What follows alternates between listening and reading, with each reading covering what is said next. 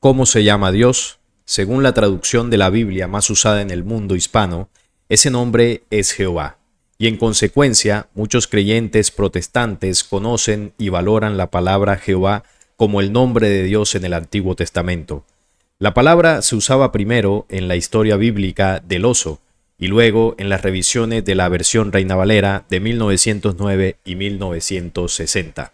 Pero otros piensan que sería más correcto decir Yahvé, porque aparte de razones lingüísticas, Jehová es además la marca comercial de un notorio grupo sectario y pseudocristiano. La solución elegante de muchas traducciones de la Biblia ha sido sustituirlo simplemente por la palabra Señor, lo que lingüística y teológicamente supone un error aún más grande. El Antiguo Testamento está escrito casi por completo en hebreo.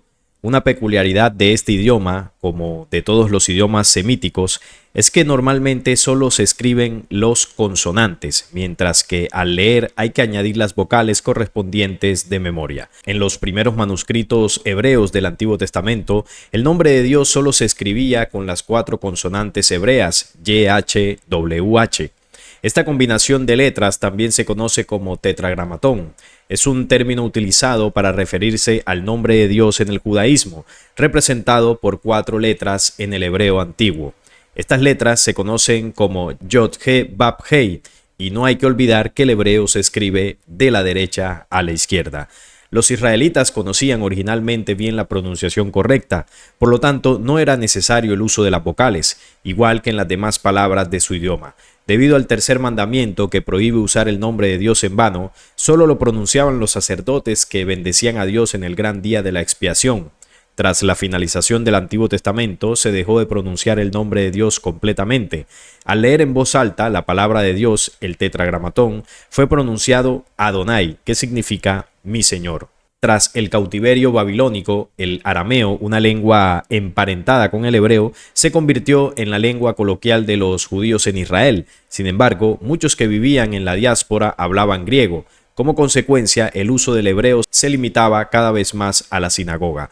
Cuando se hizo una traducción del Antiguo Testamento al griego en Alejandría en los siglos 3 y 2 a.C., conocido como la Septuaginta, el nombre de YHWH se tradujo por Kyrios, es decir, Señor. Era simplemente la traducción de la palabra hebrea Adonai. Pero poco a poco el conocimiento de la lengua hebrea y la correcta comprensión y pronunciación del texto del Antiguo Testamento disminuyeron en los primeros siglos de nuestra era. Por lo tanto, era necesario el trabajo de los masoretas, que eran los escribas hebreos. Añadieron símbolos al texto hebreo de la Biblia para que quedara claro de una vez por todas cómo debía pronunciarse correctamente. Estos símbolos correspondían mayoritariamente a las vocales. El nombre de Jehová se escribió de la siguiente manera. Las letras YHWH recibieron las vocales de la palabra Adonai y el resultado fue una palabra artificial que sonaba como Yahová. Hay que constatar, sin embargo, que los judíos jamás usaron o pronunciaron el nombre de su Dios de esta manera. En el Nuevo Testamento, que fue escrito en griego, las citas del Antiguo Testamento utilizaban siempre Kyrios, es decir, Señor, normalmente sin artículo. Por eso es comprensible, pero equivocado, que Martín Lutero, cuando traducía la Biblia al alemán, escribiera siempre Herr o Señor en mayúsculas en lugar de Jehová, para distinguir este nombre de Adonai, que propiamente significa Señor. Muchos traductores de la Biblia han seguido su ejemplo. Uno de los primeros usos registrados del nombre Jehová en la literatura se encuentra en las obras del fraile dominico español Raimundus Martini en el 1220 al 1285. En su tratado Pugio Fidei adversus Mauros et Judeus, daga de la fe contra los moros y judíos, escrito alrededor del 1270, Martini incluyó una sección que discutía la pronunciación del nombre de Dios. Combinó las consonantes del tetragramatón con las vocales de la palabra Adonai para crear el nombre híbrido Jehová. Los hebreos, por cierto, nunca utilizaron la palabra Jehová. Después de Raimundus Martini, el nombre Jehová continuó siendo utilizado en varios contextos teológicos y literarios. Sin embargo, su uso y aceptación variaron a lo largo del tiempo y en diferentes regiones. En el ámbito cristiano, especialmente en algunas ramas del protestantismo, el nombre Jehová adquirió una importancia particular como una forma de referirse al Dios único y verdadero del Antiguo Testamento. Durante la Reforma Protestante en el siglo XVI, el uso del nombre Jehová se popularizó aún más entre algunos grupos, como los traductores de la Biblia al inglés, que lo incorporaron en sus versiones. Por ejemplo, la versión King James de la Biblia, publicada en 1611, utilizó el nombre Jehová en varios pasajes del Antiguo Testamento. Sin embargo, a partir del siglo XIX, cada vez son más los eruditos que declaran que la ortografía y pronunciación del nombre Jehová son sencillamente erróneas y se decantan por la forma Yahvé. Hoy por hoy, pocos expertos ponen en duda que esa forma es la única correcta. Las razones, de manera resumida, son las siguientes. La primera es que la palabra Jehová es una creación artificial que solo se consiguió combinando las consonantes del tetragramatón con las vocales de la palabra Adonai. En los papiros encontrados en Elefantina, en Egipto, que datan del final del periodo del Antiguo Testamento del siglo IV a.C., el nombre de Dios se escribe como YHWH, lo que indica que la pronunciación era probablemente Yahú. En los textos griegos de los hallazgos de Qumran, el nombre de Dios se escribe Yao.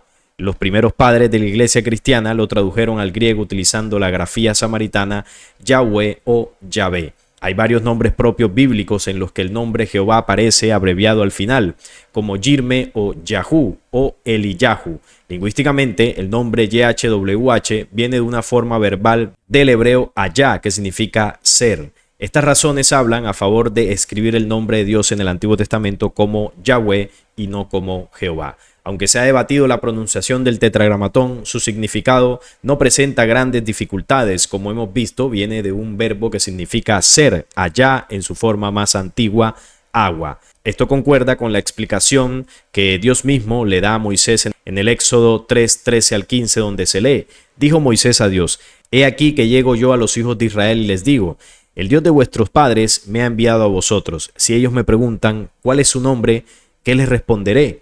Y respondió Dios a Moisés: yo soy el que soy. Y dijo: así dirás a los hijos de Israel: yo soy, me envió a vosotros. Este es mi nombre para siempre, con el que se me recordará por los siglos de los siglos. Las palabras yo soy el que soy salen de un tiempo verbal que puede traducirse fácilmente como yo seré el que seré. Estas palabras no solo expresan el hecho de que Dios es el inmutable, sino también que Él es el único que puede decir con razón yo soy. Todos los demás seres deben su existencia a Él. Solo Él es el ser eterno. Es también la razón por la cual en la traducción clásica protestante francesa, Louis Segond, se traduce el tetragramatón por l'Éternel, el eterno. En conclusión, hay que constatar que el nombre Jehová con toda probabilidad no representa la pronunciación original del nombre divino de Dios. Es un dato importante, pero no tan crucial como para empezar una batalla contra las traducciones bíblicas o cristianos individuales que siguen usando el término Jehová. Nunca hay que olvidar, es mucho más relevante conocer la persona que se esconde detrás de un nombre que pronunciar su nombre correctamente. Y sí, como escuchamos en la frase final, es más importante conocer la personalidad o la persona que se esconde detrás del nombre que pronunciar el nombre correctamente. Y bueno, aquí estamos hablando de que el término Jehová ni siquiera es la forma correcta de referirse al Dios de los hebreos o al Dios del Antiguo Testamento. Es algo que me colocan bastante en los comentarios cuando hablo de este tema, de que por qué yo le llamo Jehová, de que ese no es su verdadero nombre, y tienen razón. Yo siempre lo he explicado. Jehová es el término más comercial, es la forma más famosa de referirse al Dios del Antiguo Testamento, al Dios de los hebreos, el que como humanidad hemos creído que es el Dios verdadero, pero obviamente aquí estamos hablando de un Dios falso. No estamos hablando aquí del nombre del Dios verdadero. Esto es otra cosa. Aquí nos estamos refiriendo al nombre de un ser, un ente biológico extraterreno, que eso hay que recalcarlo, que se contactó con los hebreos y le dijo a Moisés: pueden llamarme como yo soy el que soy o yo soy el que seré. Es decir, le dijo a Moisés un nombre impronunciable, seguramente en un idioma extraterreno como lo es el hebreo y el arameo. Son idiomas extraterrenos de difícil pronunciación, no tienen vocales, y por no tener vocales y por la dificultad de la pronunciación es que tiempo después se le añadió vocales para que pudiese entenderse mejor, y bueno, eso dio como resultado el nombre más comercial que tenemos hoy en día, que es Jehová. Pero como yo siempre le digo a las personas que me dicen: no, ese no es el verdadero nombre, tienes que llamarlo de tal forma. Está bien, tienen toda la razón, pero recordemos la frase: Aquí lo más importante no es pronunciar bien el nombre. Aquí lo más importante es conocer la personalidad que está detrás del nombre. Y quien está detrás de este nombre es un falso Dios. No es el creador universal, no es la fuente luz, el verbo que gestó los universos, o no es el ser del que vino hablando Jesús, por ejemplo. No importa si le llamamos Yahvé, Jehová, Tetragramatón, Adonai, como usted quiera. De hecho, se habla de que tiene 72 nombres, los 72 nombres de Dios. Imagínese usted aprenderse todo esto, nombres que están también en lo que es el hebreo, y que estos nombres los podemos encontrar en invocaciones como la clavícula de Salomón. Son nombres que se utilizan en corrientes místicas para hacer invocaciones, en libros de espiritismo como el Zohar, el libro del Necronomicon y bueno, muchos otros, donde se utilizan estos 72 nombres para invocar, hacer invocaciones. Que eso no se nos olvide. Entonces, quien está detrás de estos 72 nombres, obviamente es un ente de oscuridad. Un ser, uno de los Elohim, como lo denuncia Mauro Biglino en sus traducciones, uno de estos Elohim que obviamente se mostró como un ser superior, como un ser divino ante el pueblo hebreo, les dio tecnología, les dio protección, les prometió tierras, a cambio pidió que le construyeran templos, que le dieran adoración, que le hiciesen sacrificios de sangre. Y bueno, les entregó a este pueblo leyes, prerrogativas, leyes de encantamientos, conocimientos místicos para que ellos pudiesen tener una ventaja en contra de sus enemigos. Y claro, cuando uno estudia todo esto, se da cuenta pues de la naturaleza de este ser que se hizo pasar por Dios. Entonces vuelvo y repito, no importa el nombre, la pronunciación, como usted lo diga, aquí lo importante es lo que está detrás del nombre. Y lo que está detrás de este nombre es un ser biológico, muy seguramente con notaciones reptilianas, que hizo pactos con un pueblo nómada para, bueno, hacer una relación ahí de pueblos elegidos, de que ellos lo vieran como un dios y que a través del tiempo y luego de distintos concilios y estrategias de control global a través de la religión, se comenzó a colocar la imagen de este ser o el nombre de este ser como si fuese el nombre del Dios verdadero. Y que además gran parte de la humanidad crea que el Dios de estos señores que los eligió a ellos es el Dios universal. Ahí hay una estratagema para que inconscientemente la misma humanidad terrestre en ese desconocimiento apoye los planes del pueblo elegido adorando a este falso Dios. Por eso es muy importante conocer quién está detrás de este nombre. Un falso Dios que fue denunciado hace mucho tiempo, si no recordemos la historia de Marción de Sinope. Él fue un líder religioso del cristianismo hacia el siglo II aproximadamente, fundador de la corriente conocida como marcionismo. Porque esto de denunciar que Jehová es un falso Dios, esto no es nuevo, esto no es ahora por el internet. Esto lo han denunciado muchas personalidades en la historia. Lo que pasa es que antes era más complicado conocer esto, ¿no? Y claro, eran vistos como herejes. Bueno, hoy en día sigue pasando lo mismo. Quien diga que Jehová es un falso Dios, sobre todo desde la visión religiosa, usted se convertirá en un demonio o en un hereje. Así que no ha cambiado la historia. Su doctrina afirmaba la existencia de un verdadero Dios, desconocido y ajeno al mundo, revelado por Jesús. Es algo que, por ejemplo, yo también he comentado acá, que el Dios creador, el Dios verdadero, no es conocido por esta humanidad. Como decía Pablo, ¿no? El Dios no conocido. Y quien lo da a conocer es el Cristo. En su mensaje, no solo lo que está en la Biblia, sino en libros apócrifos. Al cual, o sea, a este Dios verdadero se oponía un ser inferior, que sería el demiurgo, a quien identifica con Yahvé. O sea, Yahvé sería ese Dios menor que se colocaría como ese impostor, mostrándose como si él fuese el verdadero. Este es el Dios de los hebreos. Alegaba Marción que la ley mosaica era imperfecta y contraria a las enseñanzas del Evangelio, por lo que rechazaba la Biblia hebrea y en general las creencias y prácticas del judaísmo. Compiló por vez primera las epístolas escritas por Pablo de Tarso y las publicó junto a una versión modificada del Evangelio de Lucas. Se consideraba por ello a Marción el inventor del concepto del Nuevo Testamento. Fue excomulgado, claro, como no podría ser de otra forma, y su doctrina atacada por el escritor cartaginés Tertuliano y otros padres de la Iglesia. Por ello se considera a Marción el primer heresiarca del cristianismo. Pero veamos un poco más las enseñanzas, ¿no? Marción fue un gran adepto de Pablo de Tarso y como griego no entendía que el cristianismo mantuviera una conexión con la tradición hebrea, ¿no? Influido por las enseñanzas de los gnósticos, concibió una nueva forma de entender el cristianismo.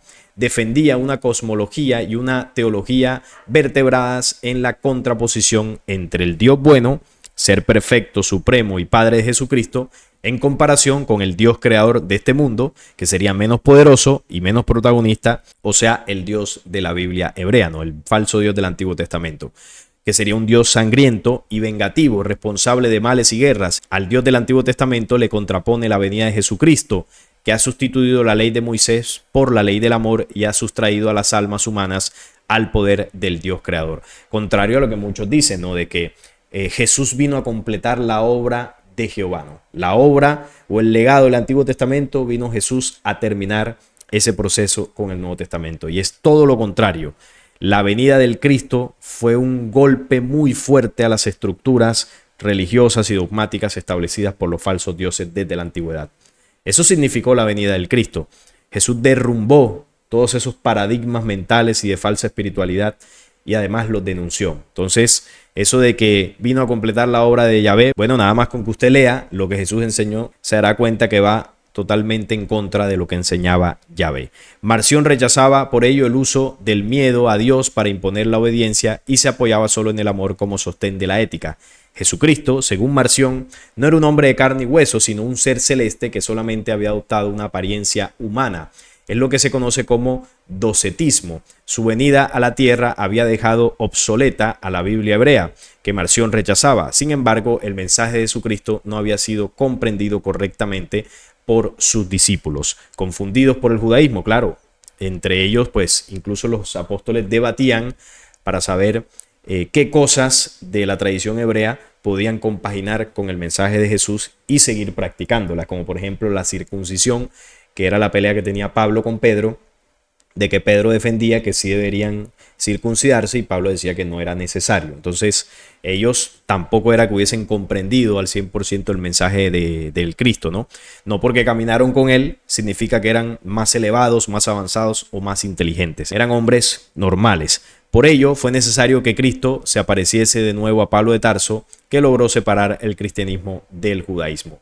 Marción no le daba valor ni al matrimonio ni a la procreación, porque como muchos cristianos de su época creía en la inminencia de la parucía, es decir, en poco tiempo se produciría la segunda venida de Jesucristo y el fin del mundo. Esa era la doctrina de Marción, lo que él defendió. Él se entrenó con las enseñanzas de Pablo de Tarso, que son las mismas del Cristo, y claro, denunciaba de que el Dios del Antiguo Testamento era un falso Dios o es un falso Dios. Y por esto fue excomulgado, fue rechazado, fue perseguido, fue tratado de hereje. Pero hace más de 1800 años este señor estaba diciendo la verdad. El Dios del Antiguo Testamento es un falso Dios. ¿Y por qué? Dentro de muchas otras cosas que aquí también hemos denunciado, porque es un Dios que tiene nombre. Y los dioses que tienen nombre son los dioses menores, son los dioses posteriores. Son los que llegaron aquí como Elohims, como los caídos, y dentro de las culturas que influenciaron, pues se les colocó nombres, ¿no? Alá, Zeus, Ra, Osiris, Jehová, Yahvé, Moloch. Bueno, los diversos nombres de estos distintos Elohim nos están mostrando que eran seres corpóreos, que no eran divinos, ni omnipotentes, ni nada de esto, que además morían, sentían emociones, sentían hambre, sentían sed de sacrificios. Eran personajes de carne y hueso que, eso sí, tenían un conocimiento, tenían una tecnología, tenían unas habilidades, una astucia para controlar y dominar a los pueblos. Entonces, todo Dios que tenga un nombre es un falso Dios. Eso tengámoslo en cuenta, porque el Dios verdadero, el Dios creador universal, la fuente original, primero, no es un señor, no es alguien, no es corpóreo, no tiene emociones como las tenían estos Elohim, no pide sacrificios, no pide templos, no pide adoración, no es alguien al que tú le tengas que dar algo, y mucho menos tiene un nombre. De hecho, si repasamos conocimientos que provienen de la fuente original, ahí nos daremos cuenta que desde la perspectiva de estos conocimientos, el ser creador no tiene un título, no tiene un nombre para referirnos a él. Por ejemplo, si vamos al libro secreto de Juan, nos enseña en esa descripción que el Cristo le va revelando a Juan el apóstol, le hace una descripción o le intenta hacer una descripción de esa primera fuente. Y le da varias características para que más o menos nosotros podamos percibir la esencia de esa primera fuente. Entonces por acá en este apartado le dice, es inconmensurable, toda vez que no había nada ante él que lo midiera. Es inobservable, toda vez que nada lo ha observado, es eterno y existe eternamente. Tiene una característica que es inconmensurable, es decir, no se le puede colocar un espacio para encerrarlo o no se le puede medir de ninguna forma. Por ejemplo, no puede habitar dentro de un templo de piedra que tiene unas dimensiones limitadas, no tiene sentido. Entonces los dioses que pedían templos para vivir ahí eran los dioses físicos y finitos, limitados, corpóreos, como lo era Yahvé. El Dios verdadero es inconmensurable. También es inobservable, nada lo ha observado, nada lo puede ver. Moisés hablaba con Yahvé cara a cara y en varias ocasiones Yahvé se dejó ver también de Abraham. O sea que lo que ellos estaban viendo no era el Dios verdadero. Nosotros podemos ver la imagen que puede ser semejante al Creador en la naturaleza, en la creación original. Por ejemplo, usted ve un sol, ve un árbol, ve la naturaleza y ahí usted ve el reflejo o la imagen del Creador. La creación se manifiesta dentro de las leyes de esa fuente creadora. Entonces usted ve el sol, cómo se comporta, las leyes que contiene, cómo engendra vida, cómo crea, y usted está viendo un reflejo del Creador, pero no lo está viendo a él como tal. No, es que se me mostró como el sol, no. No hay forma, no hay una figura para limitarlo o definirlo. Entonces lo que veía Moisés y Abraham y muchos otros, obviamente era un ser corpóreo. Dice acá, es inexpresable, toda vez que nada podía comprenderlo para expresarlo. Intentar definirlo con un concepto, con un nombre, es imposible. Es innombrable, toda vez que no hay nada ante él que le dé nombre. ¿Qué nos quiere decir esto? Que no tiene nombre. No hay un título, no hay un nombre propio, algo con que se le pueda definir o catalogar. El Dios verdadero no tiene nombre. Los que tienen nombre son los falsos dioses. Es la luz inconmensurable, pura, santa, brillante, es inexpresable y es perfecto en su inmortalidad. Todos los dioses menores mueren. Algunos duran varios de miles de años o decenas de miles de años, pero al final mueren porque son seres finitos. Aquí el libro secreto de Juan, en esta revelación, porque es mucho más extenso, pero quería referirme a lo del nombre, aquí nos deja claro que el Dios verdadero no se le puede colocar un nombre como tal. Pero además de eso, si vamos al contacto de OVNI Gran Alboró Humana, el contacto de Enrique Castillo, los pleiadinos, siendo hombres de las estrellas, hombres que no están manipulados por todo el sistema religioso que tenemos aquí en la Tierra, una humanidad que no adora a falsos dioses, allá este cuentico de Yahvé, de pueblos elegidos, eso no existe en otros mundos, eso pasa aquí, porque aquí está la rebelión, eso no pasa en otros mundos. Ellos acá nos enseñaron lo siguiente. Miren lo que le dicen a Enrique, ¿no?, en uno de los diálogos. Porque Enrique les pregunta, bueno, ¿y ustedes para qué vinieron? ¿Qué hacen aquí? Le dicen esto. Estamos aquí porque conocemos de las calamidades que sobrevendrán en el planeta Tierra. Una de ellas, la Tercera Guerra Mundial. Está próxima, sabemos la fecha, pero no podemos intervenir. Eso sería coartar lo que vosotros llamáis el libre albedrío. Debéis aprender a convivir en paz y en armonía, pero tenéis que lograrlo por vosotros mismos. Y eso es alcanzar un nivel de conciencia. Tal vez el mayor descubrimiento que harán los hombres de la tierra será el conocer a Dios, sin los rodeos y limitaciones que le habéis impuesto. ¿Cuáles son los rodeos y limitaciones? Que hay 4.200 religiones oficiales en el mundo, cada una de ellas tiene un Dios diferente, se le colocan distintos nombres, tiene 72 nombres, o hay que buscarlo arrodillándose, rezando el rosario, la camándula, la vela, el templo, el día del Shabbat, el otro. Esos son los rodeos y parafernalias que no están conectadas para nada al Dios verdadero. Todo esto es para adorar a dioses falsos. Entonces dice acá, Dios no tiene forma, no es alguien, no es un señor corpóreo, es omnipotente y no podéis representarlo. No, que yo lo voy a representar con las 4 grandes letras, el tetragramatón. Falsos dioses. Vosotros creéis en un concepto de Dios totalmente errado. Esto es un palazo. O sea, todo lo que nosotros nos imaginamos, lo que creemos saber de Dios o lo que nos han enseñado, todo está errado. Nosotros no conocemos al Dios verdadero. apenas el conocimiento de la verdad sobre este tema. Estamos comenzando a comprender un poco, pero hemos estado perdidos en el tema de entender al Dios creador. Nosotros no lo conocemos como vosotros lo habéis imaginado. No le damos nombre especial. ¿Por qué? Porque no tiene. Pero cuando nos referimos a él, le llamamos el que no tiene nombre, o le colocan el innominado, como para referirse de alguna forma a esa fuente. Es como los Waymakers le llaman la primera fuente, o Juan el Bautista le llamaba el Padre Eterno, o Jesús le llamaba mi Padre. Es una forma como para darse a entender, pero eso no quiere decir que ese sea el verdadero nombre de ese creador. En nuestra manera de vivir no necesitamos creer como vosotros. O sea, ya ellos no están en ese impulso de la creencia que andan creyendo que Dios tiene nombre y que eligió pueblos. Eso somos nosotros acá en ese proceso de manipulación. Ya esta gente está a otro nivel. Los que estamos enredados con este tema somos nosotros. Entonces le llaman el innominado. No hay nombre. Vuelvo y repito. Los que tienen nombre son los falsos dioses. Los seres que se contactaron con culturas ancestrales, que eran seres extraterrenos, con cuerpo, razas degradadas que vinieron de otros mundos y se mostraron como, bueno, dioses superiores. Pero ahí ha estado el engaño y la manipulación. Así que eso recordémoslo siempre. Cuando usted escuche que hay una religión, una secta, una comunidad, un grupo que le dé título, nombre al creador, con eso usted se da cuenta que ahí hay manipulación y que se está adorando a falsos dioses. El conocimiento del Dios verdadero no está en sectas, religiones o corrientes de falsa espiritualidad. El conocimiento del Dios verdadero está en la naturaleza.